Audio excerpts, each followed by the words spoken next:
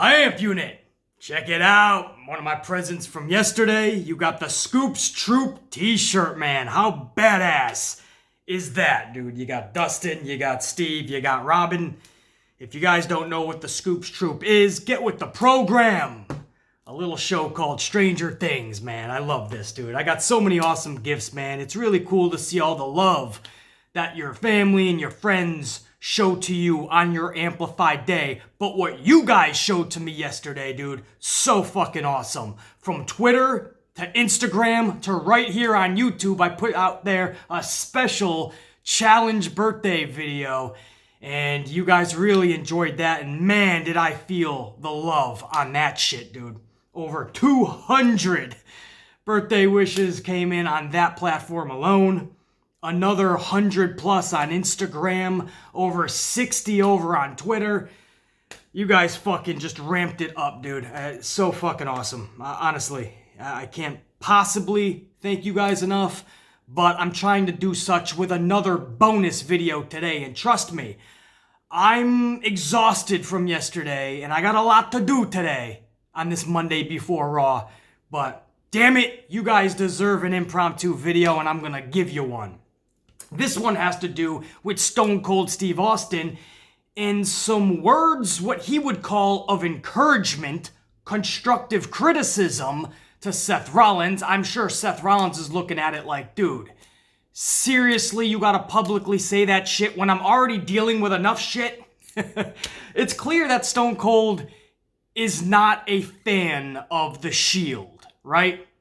I mean, I look back to remember when he had that Stone Cold podcast on the network and he had Dean Ambrose. At the time, Jon Moxley was Dean Ambrose, so I will call him such. He had Ambrose on that platform on his podcast, and Stone Cold didn't let him off the hook, man. Stone Cold was kind of drilling him hard, and Moxley / Ambrose knew exactly what Stone Cold was trying to get out of him. And he wouldn't give it back to Stone Cold. He wouldn't give Stone Cold the answers he was looking for. And Stone Cold was coming right out and saying, if you gave it a little bit more, maybe that would do more. You get more if you give more. In other words, saying Jon Moxley is too laid back. And he needs to put forth some more energy, some more passion, some more amplification. And Mox was like, I don't know what to tell you, dude. This is me. And it was the most awkward interview I've ever seen in the pro wrestling business still to this day. I can't go back and watch that because I cringed so much and I felt bad for both. I felt bad for Stone Cold and I felt bad for Mox. And that was at a time where Mox was actually pulling double duties. He was actually fighting twice on some nights. Because I think Roman Reigns or Rollins, one of the two, they were actually injured. So Ambrose had to take the spot of them in addition to his own match. So at a lot of live events, he was pulling double duty. And at that time, he was one of the participants carrying that company on his back. Now listen, Stone Cold tells you something and gives you some constructive criticism. You listen, but Stone Cold also has to know who the individual is.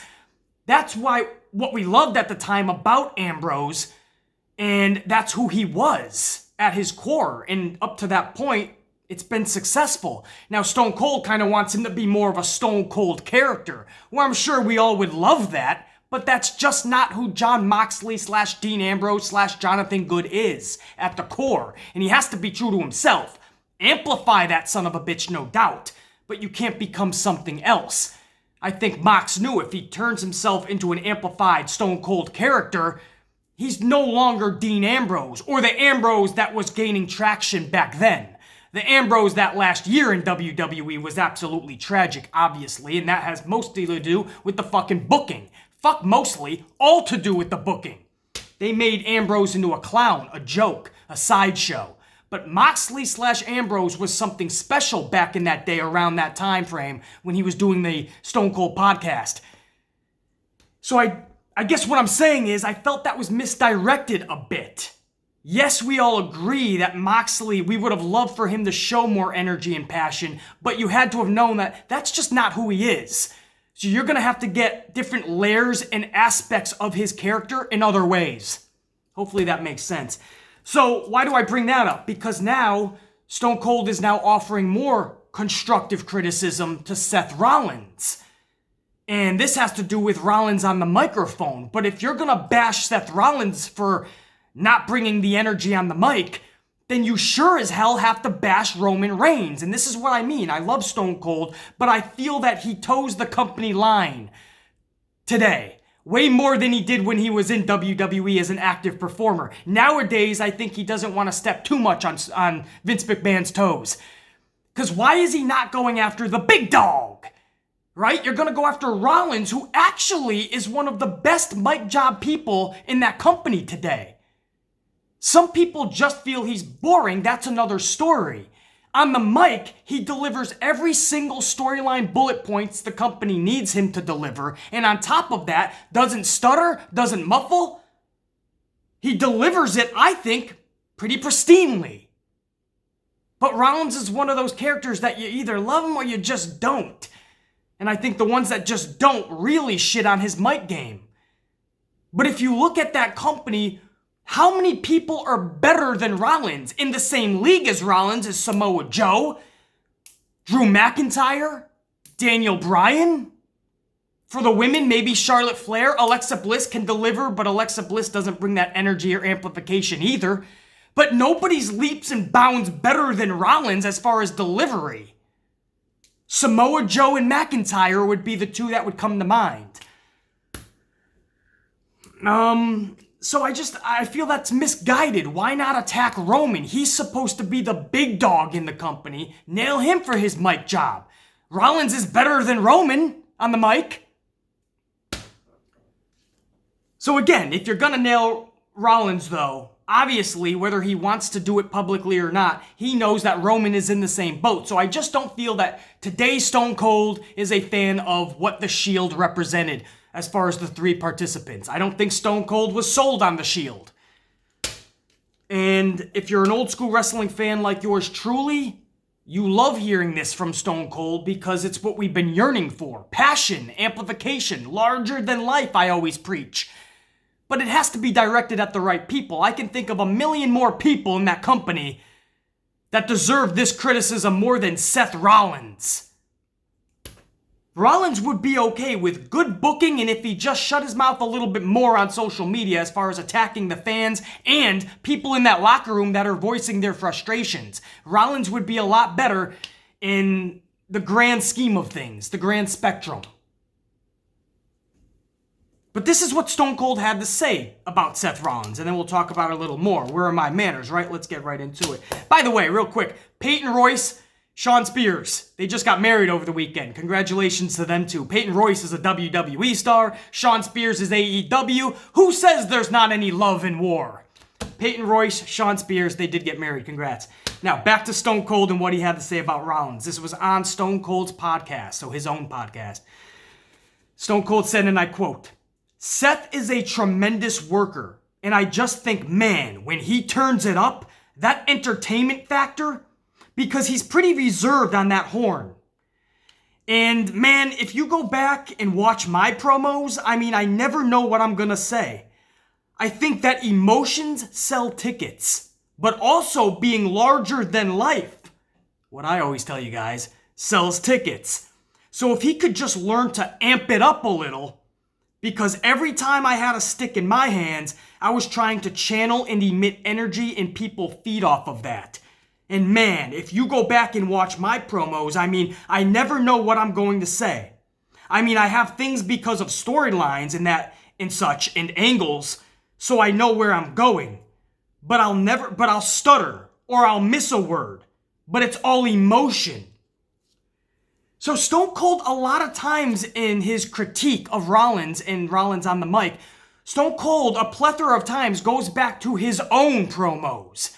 But that was at a time during that amplified attitude era where you could do that, especially if you're the top dog like Stone Cold. This is a different era. I can't believe here I am defending Seth Rollins when recently I've been hitting Rollins kind of hard. But I feel I have to defend him a little bit because what Austin is saying is correct. Emotion does sell tickets. People do need to get amplified. We need larger than life characters. Everything he's saying is correct.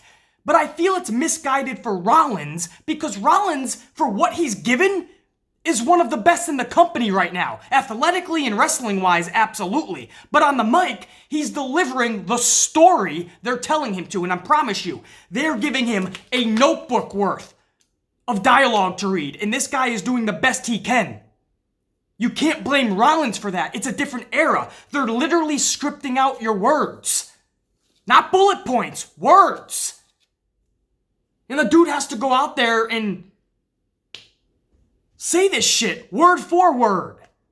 And he's doing it pretty pristinely, man. So Austin's correct, but it's a different time.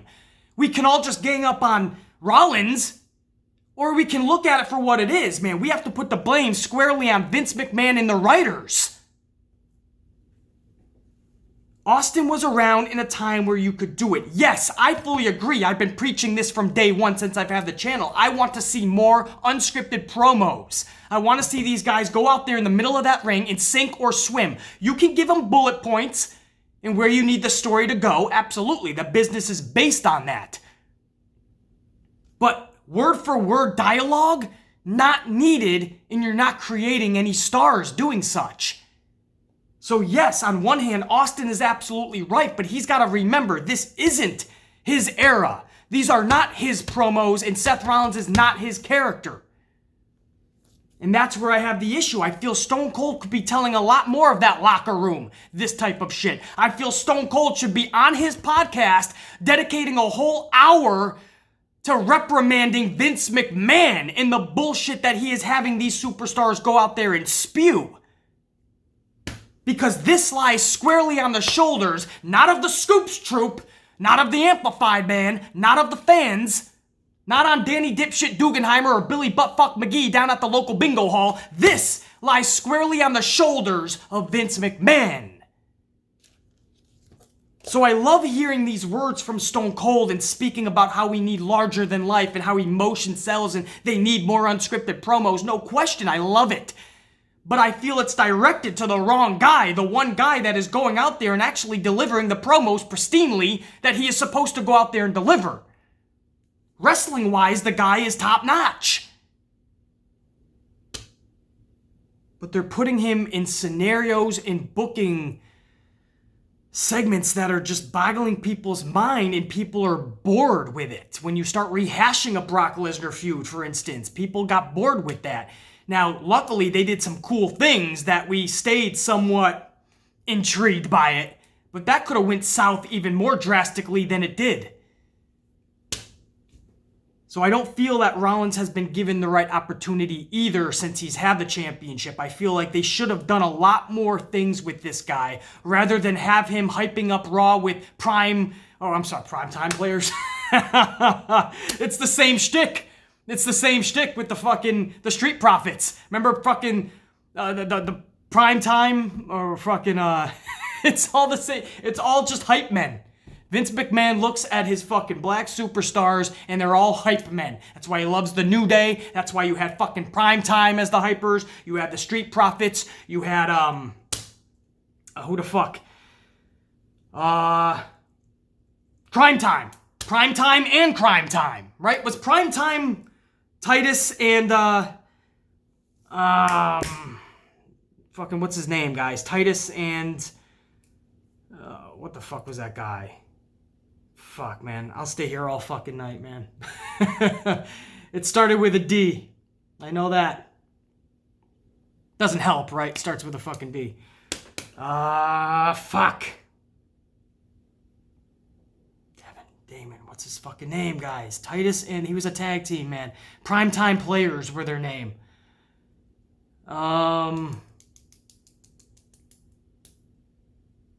Fuck. I don't want to actually keep you here for an hour, guys. I apologize. I'm sure a million people are going to tell me down below this dude's name. I totally just drew a blank. If you guys saw yesterday's video with the Freeze Pop Challenge, yeah, I froze the dome piece a little bit. I apologize. But anyway, my point is, Vince McMahon looks at all of his black superstars like hype men. That's all they are. Or just pure comedy like R-Truth. That's their role. Stay in your lane.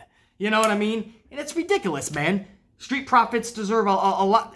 They're a lot better in NXT. Why, when they get under Vince McMahon's tutelage, Are they just now hype men and that's it? Hate that shit, man. Anyway, excuse me, that's on another whole fucking side tantrum. Back to the story at hand. When you see Rollins back there with the Street Profits just getting hyped up in the back, that's weird shit, man. Rollins doesn't need to be put in that predicament. When you see Rollins just rehashing the same fucking feud with Baron Corbin for 6 fucking months, basically, people are gonna get bored with that. When Seth Rollins is taking on Lesnar in a hot potato championship feud, people will get bored with that, and that's what I mean. He'd be okay if other entities within that company put him in different spots, put him in a different light, showed him in a different light. I don't think the mic job with Seth Rollins is the issue. What do you want this guy to do? Go out there and be something he's not and just start yelling? When this guy revs it up on the mic, it's pretty captivating, actually. He's pretty good when he revs it up. And I think a lot of people didn't like the promo he cut a few weeks back when he got the beating from Brock Lesnar, and then he went out the next week and talked about it and how he's still going to show up to SummerSlam. And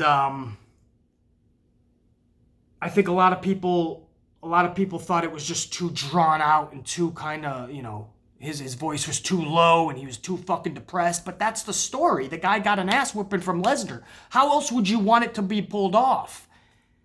I understand. There's going to be people like, oh, Beastie, I totally agree with Austin, actually. Rollins is shit on the mic. Dude, if that's your real opinion, then that's yours. I don't know where the fuck you're seeing that, but that's yours. You probably just don't like the dude.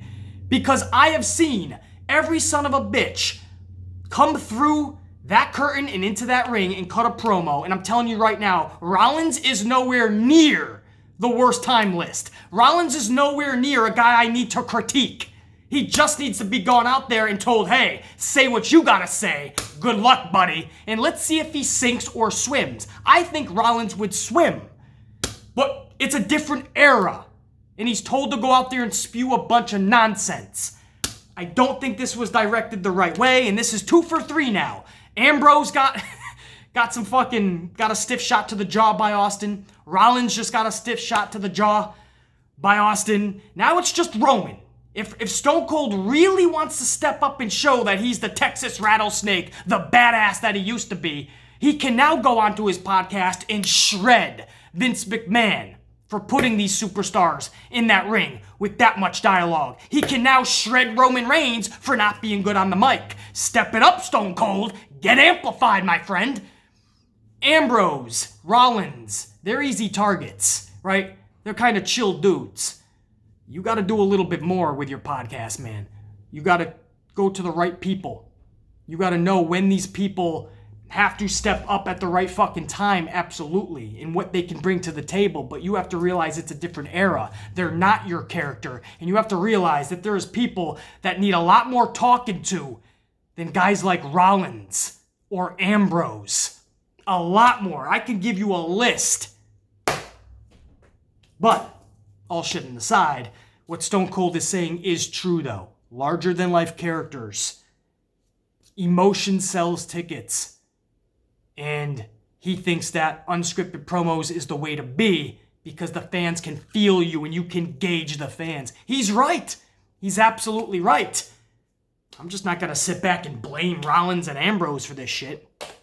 But let me know what you guys think, man. Austin's striking again on some of the top dogs. Do you guys agree with it in full? Do you guys think that Rollins is just shit on the mic? Or do you think it's a different era and Seth Rollins is a victim of such? The Amplified, man. If you guys didn't check the the video I put out yesterday, my birthday challenge, the Freeze Pop challenge, I advise you not to. Do not check that out. It was a bad decision for me to make. I'm still paying for it today. But it was a hell of a lot of fun to start my birthday off yesterday, so I'm glad you guys enjoyed it, man. And again, thank you so much for all the birthday wishes. It means so much. The Amplified, man, as always, I will see you guys tomorrow morning for the Raw review and reaction. So far for tonight, they're pumping up 2 matches for the King of the Ring tournament. Ricochet and McIntyre, that should actually be good if they give them the time. And then they're also putting up Miz and Baron Corbin. That's not going to be good no matter how much time they give them. And then they're also giving us Bayley and Alexa Bliss. And that's going to be a non-title match. My question is, it's SmackDown. Why are they on Raw? Why is Bayley's, whether it's title or non-title, why is your SmackDown champ taking up time on Raw where the Raw women could be taking up their time? It's their time. This company boggles my fucking mind. There is no wild card rule. That's out the fucking door, obviously. Anyway, they have a 5-man for now. Ow. And the Scoop Troop, we're saying check.